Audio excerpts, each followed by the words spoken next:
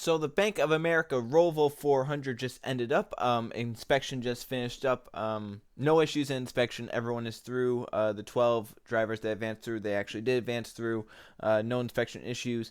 And this is a race where there is a lot to digest and a lot to talk about because of it. Let's first off talk about kind of the start of the race and how the playoffs looked coming into the race.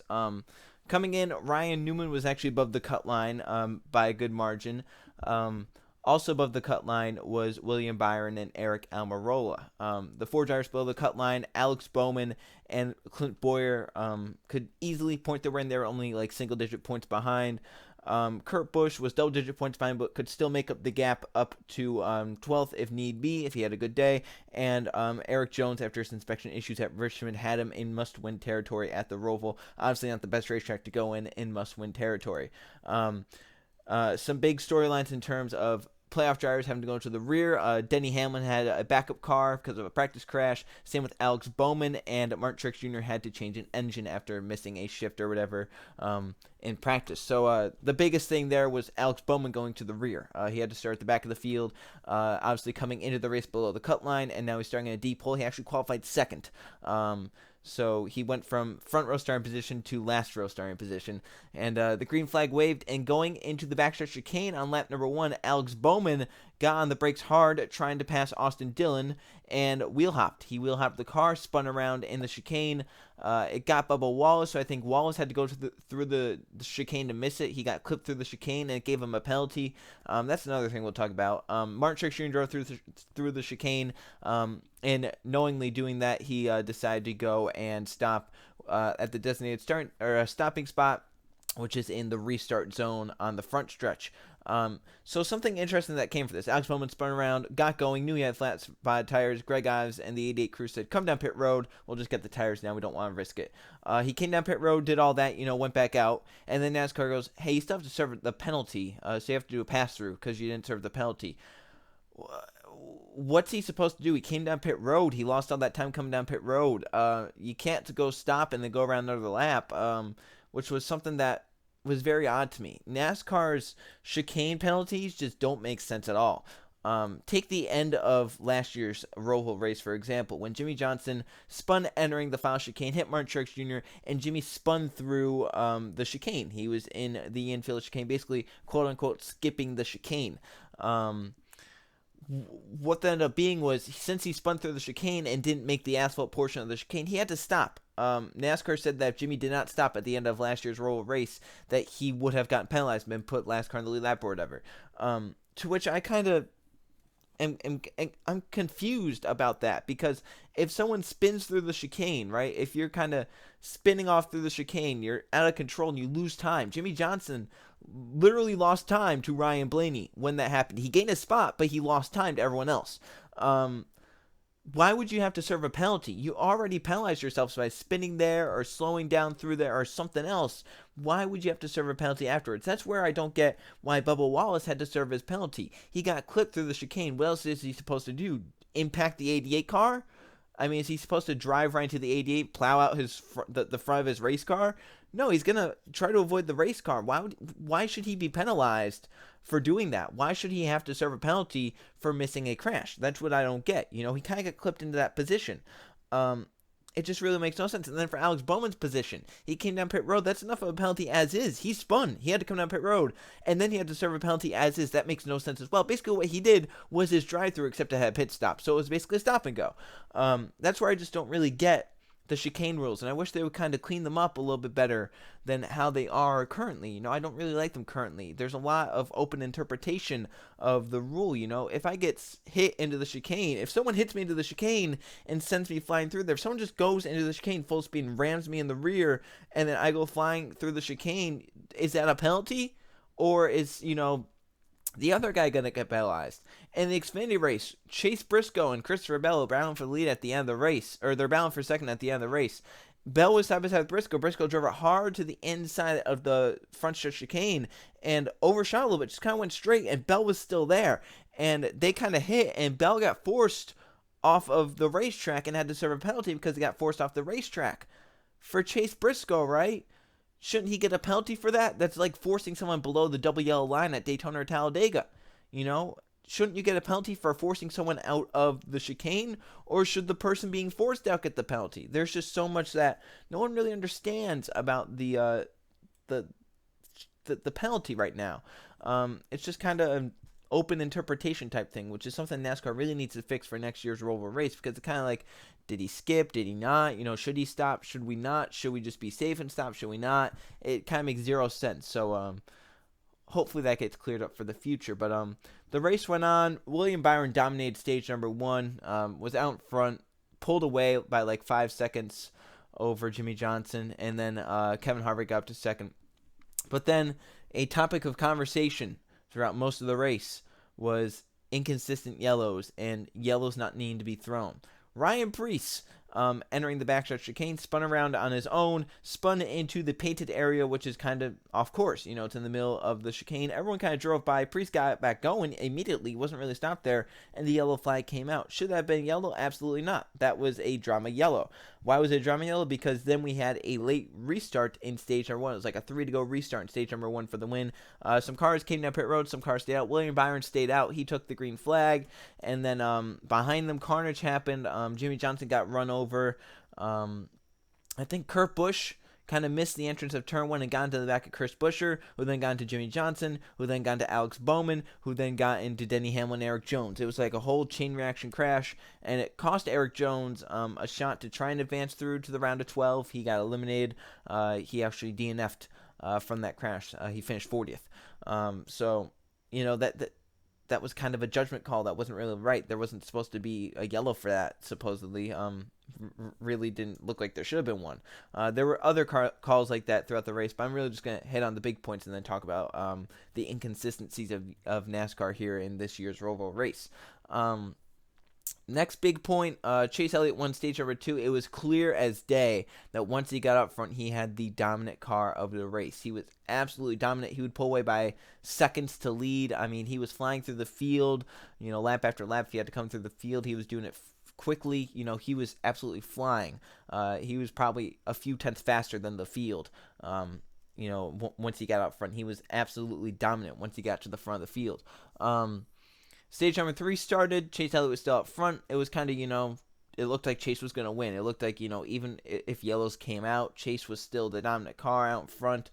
It didn't look like he had much of a challenge. But then another kind of fluky yellow that probably should not have come out. Another, like, weird yellow where a car was spun off course but got going again. Yellow flag came out. And then on the restart, we saw last year what happened on some worn tires and maybe mirror driving a little bit, kind of looking up in your mirror, not really realizing. Chase Elliott drove off into turn number 1, could not get his car slowed down, hit the brakes, the front tires locked up, the car's not going to turn because the front tires are locked up, and he slid into the tire barrier, Tums Harper in turn number 1, bringing out the yellow flag, and what appeared to be the end of Chase Elliott's pretty dominant race. From that point, it looked like, hey, you know, he was going to be the winner of the race. After that, it was like, oh, Chase choked away another win. You know, he's back to his, like, that was something that, like, 2017 Chase would do, of, like, choking away wins and driving off into the corner harder than he should have. That gave the lead to Kevin Harvick, who was pretty dominant for the rest of the race. Harvick got out front. Some green flag pit stops happened during stage number 3. Cycled back to Harvick in the lead by like 5 seconds over Martin Truex Jr. and then kept extending it. Kevin Harvick had a really fast car out front, possibly second best car that day. He was pulling away from Truex. The points battle is getting interesting, but something to note, while this green flag run was happening, Chase Elliott restarted like 29th or something and drove through the field, got up inside the top 15, then got up inside the top 10, and then drove his way up by Clint Bowyer to get inside the top 5. Chase Elliott was a force to be reckoned with late in the going. He was running the fastest laps of anyone on the racetrack, but he was 12 seconds behind Kevin Harvick. He would have needed a caution to come out. Luckily for him, NASCAR once again inconsistent with the yellows, threw a yellow flag for something that shouldn't have been yellow, set up some restarts, which then set up more yellows and whatnot. There were a ton of yellows at the end, but the point situation looked like this. Eric Almirola and Ryan Newman were practically fighting for the last spot with Ryan Blaney. Before the green flag pit stops in stage number 3, it looked like it was going to be between Blaney and Ryan Newman. Blaney had some issues with his race car, some shock issues or whatever. There was a ton of stuff going on underneath the number 12 car, and it wasn't looking good for Ryan Blaney. He was having a pretty terrible time. He came down pit road, fell behind Newman in the running order, and then Ryan Newman was up on Ryan Blaney. Blaney was actually underneath at one point during the race. But then on the green flag pit stop, since Blaney had come down a little bit later than some of those other drivers, his crew chief said, fuel only. We have to do fuel only. We have to gain spots. He did fuel only, got up inside the top 15, and was holding it there pretty solidly, while Ryan Newman, who had a very bad car and maybe just, Ryan Newman's never really been known as a road course racer, so bad mixture there. He was not performing well and was back in like 23rd. So Blaney actually ended up being about 8 points above Ryan Newman. And they were it was going to end like that. Some yellow flags came out, and then Blaney ended up getting a nice points buffer, and it was about 10 points up, and that was between Eric Almirola and Ryan Newman.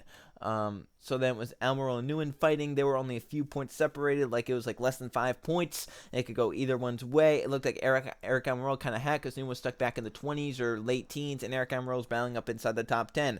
But then another late yellow flag came out. This one was with about 13 laps to go or something. Set up a restart, but first, a lot of drivers came down pit road. I think the top 10 stayed on the racetrack. 11th on back came down pit road. That included drivers like Alex Bowman, and it did not include Eric Almirola. So on the restart, Bowman and all the drivers with 4 tires eat up the guys who stayed out on old tires, the guys who were kind of towards the back of the drivers that stayed out. They ate up those drivers. Bowman got up inside the top 10 quickly. I believe he got up to like 8th. Another yellow flag came out. Eric Almirola falling back to 13th. And then it kind of looked different because Ryan Newman had just been involved in a crash with Denny Hamlin. The track was basically blocked. Yellow flag had to come out for that, obviously. Newman had significant damage to the side and the rear and all that.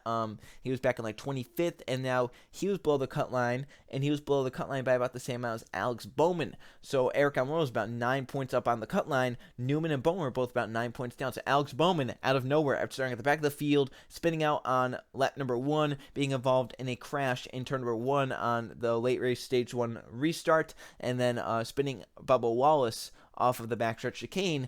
Alex Bowman was now in the top 10 and in the position to try and steal a round of 12 spot away if Eric Almirola would fall back further in the field. They take the green flag again. Eric Almirola did not come down pit road. That ended up being kind of the death sentence for him. He fell back through the field even more. Alex Bowman moved up through the field even more. He got up to about 6th or 5th or so, and really kind of started carving away through the field. Another yellow flag came out. We got a ton of yellows at the end of the race. I think the last yellow flag that came out was for a crash off of the exit of the infield section.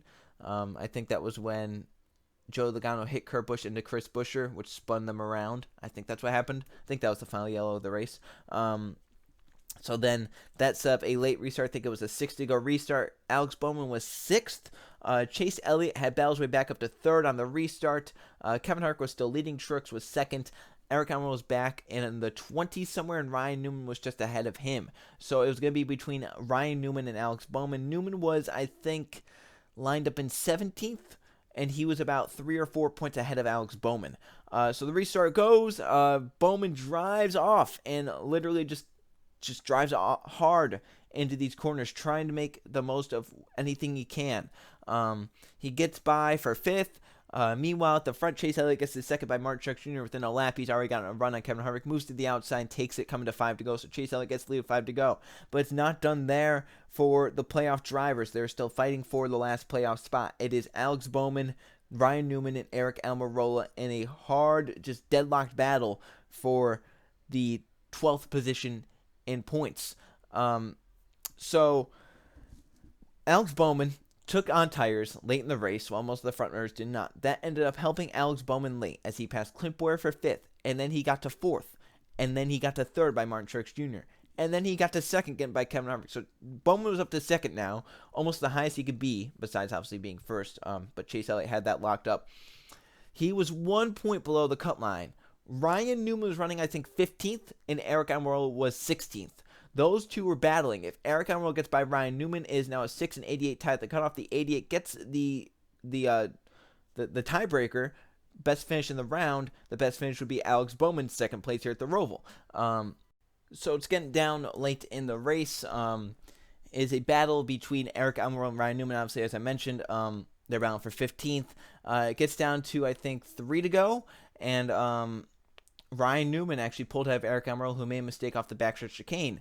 Newman had a decent gap over Eric, but Eric still had fresher tires than the 6 of Ryan Newman, and Newman's car was all torn up. He had front end damage, rear end damage, side damage. I mean, that car was all torn up. There was stuff tape flapping in the wind. It was crazy. But entering the backstretch chicane, the playoffs were defined in this moment right here. Ryan Newman enters the backstretch chicane too hot and misses the chicane, drives through the chicane. It was very close on the call, but he did not have his tires on any of the white and red curbings, which is skipping the chicane, and in fact it allowed Eric Almirola to get by. They were tied at the cutoff. Ryan Newman fell back some more positions, never served his penalty, because obviously why would you in that position? He ends up finishing 32nd, second to last car in the lead lap, and out of the playoffs. Meanwhile, Alex Bowman cruises home in second and makes the round of 12. Oh, by the way, Chase Elliott, from his wreck at the during stage number 3, comes back from about 29th, drives through the field, gets up and wins the race. He went from crashing off in turn number 1 to winning the race. So great performance by the 9 team and Chase Elliott. Never giving up even after it looked like all was lost in that race. But so Chase Elliott wins. Alex Bowman second. That is the second time this season where Chase and Bowman finished 1-2. Obviously, the first time was at Talladega earlier in the season. It is only the second time this season Hendrick Motorsports has finished has had all their cars finish inside the top 10.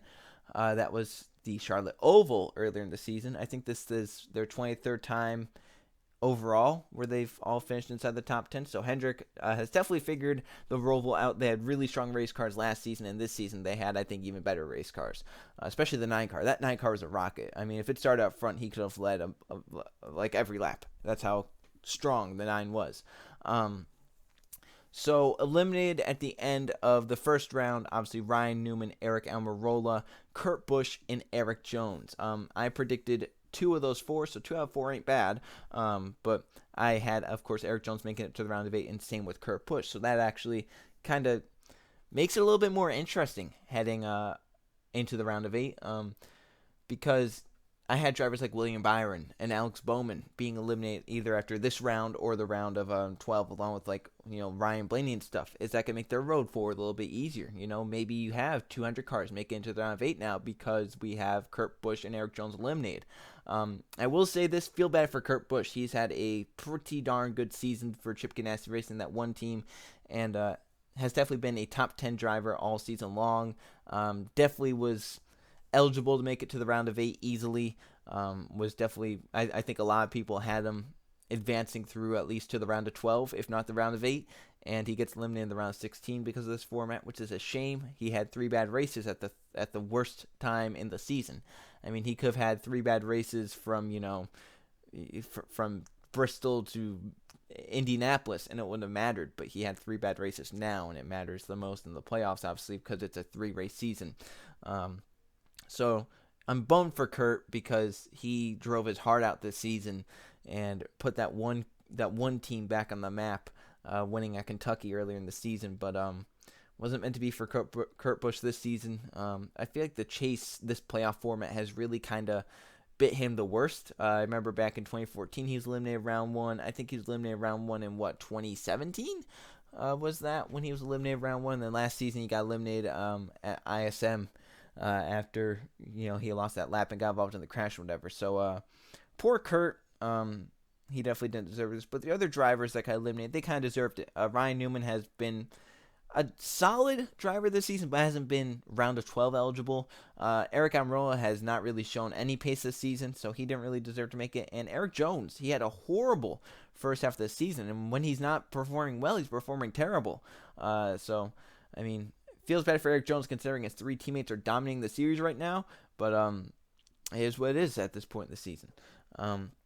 So other things to talk about, obviously Chase Elliott winning. He performed the coolest burnout too. He went down and got up against the Tubbs Harper turn tire barriers and did a smoking burnout, and then let his car kind of drive away without him in it. So that was kind of funny. But talking about the yellow flags and how inconsistent the call was for NASCAR this season, or for this race. This was maybe the most inconsistent race I've seen called out of NASCAR since 2017 Richmond race. If you don't remember that race, it was the race to make the chase in 2017. If you don't remember what happened, I'll basically sum it up for you.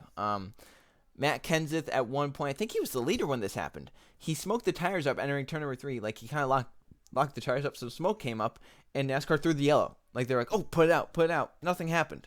Like, literally the 20 just smoked the tires a little bit, and the caution came out. I think the official reason for the caution under that race is 20-car smoke or something, which isn't really great. And then later in the race, under a caution flag, they opened pit road, and there was an ambulance sitting at pit entrance, and it caused a stack-up, which caused damage to Matt Kenseth and Clint Boyer and some others, and it actually ended Kenseth's night and almost ended his playoff chances if someone knew one. So that was pretty bad. And then late in the race, you had Derek Cope get up towards the wall, and I don't think he even hit it. If he hit it, he scraped it, and then NASCAR was like, oh, put it out, and set up a late race drama with Kyle Larson beating Truex off pit road, and then Larson winning the race after Truex was leading by like 5 seconds.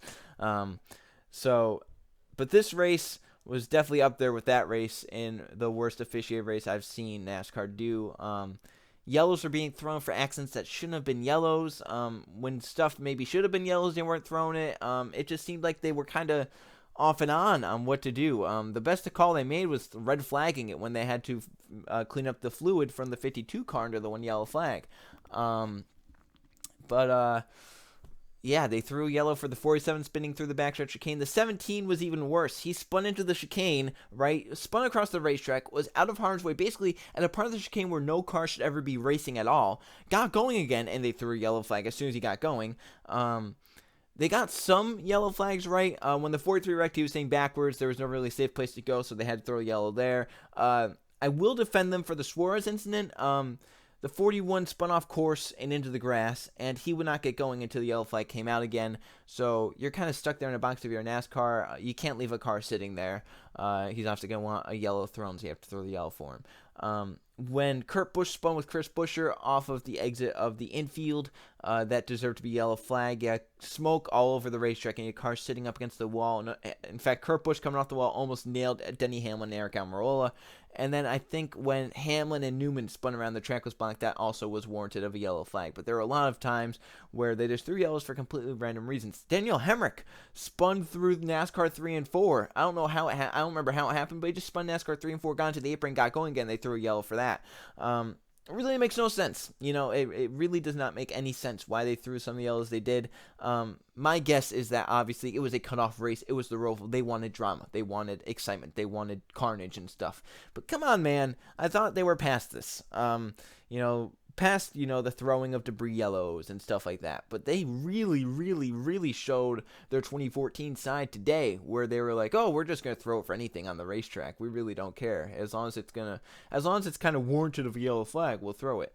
I think there were like 13 yellows in this race. Last year had 10. Also, I think they, after the race, some media members asked them, what was the whole purpose behind the inconsistencies of the yellows, and they made up some excuse of well, by the time we look there, because we're still trying to get used to the terminology of the track, by the time we look there, some things might have cleared up or some things might not have, so we'll throw yellow if it's not cleared up, right? Last year they did not have a single problem not throwing yellows.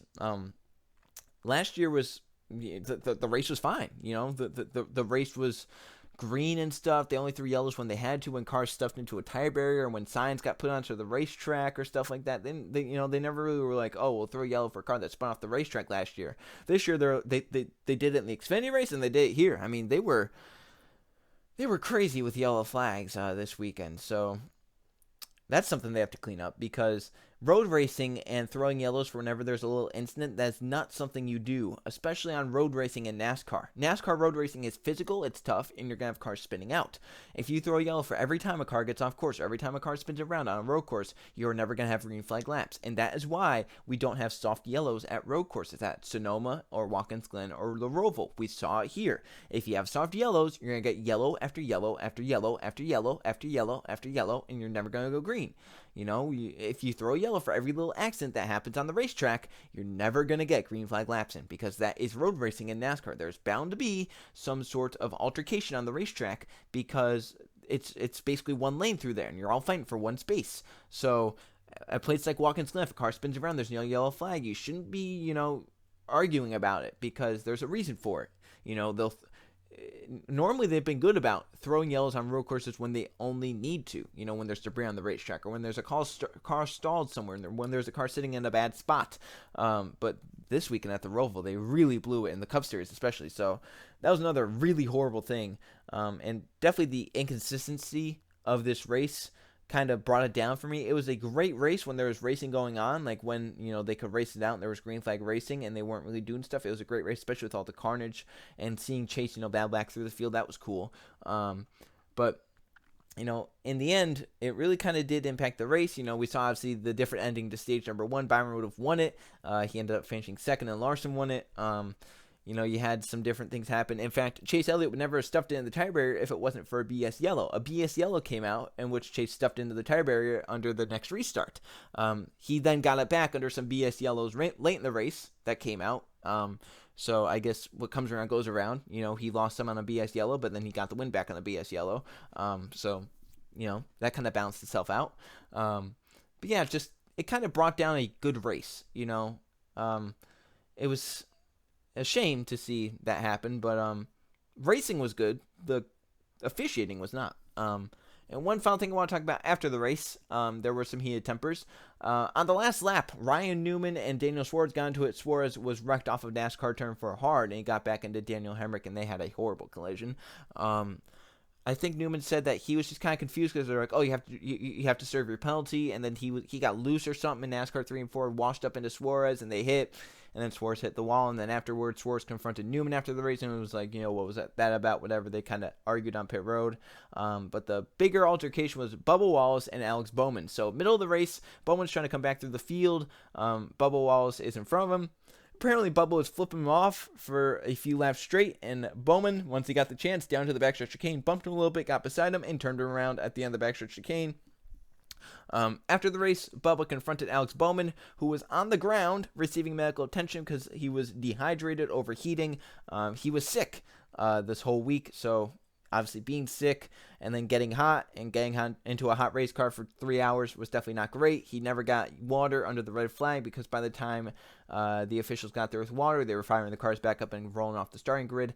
So Bowman was exhausted and drained after the race. He was on the ground, sitting on the ground by his car, receiving medical attention from a safety worker, from whatever, like a doctor, kind of medical examiner or whatever. Bubba comes over with a bottle of water. He starts talking to Alex, or I guess arguing with Alex, which is completely fine. He has a reason to be upset. I would be upset too if I was in that situation and got dumped. Obviously, a middle finger I don't think warrants someone dumping. But it's just kind of like he kind of dumped you for no reason. I get it. You should be mad. I think you should go over and confront the guy and be like, hey, what was that about? Kind of argue about it.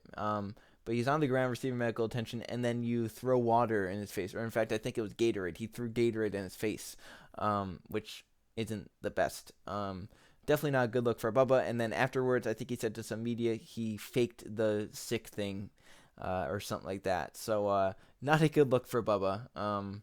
Definitely not for sure. Not great.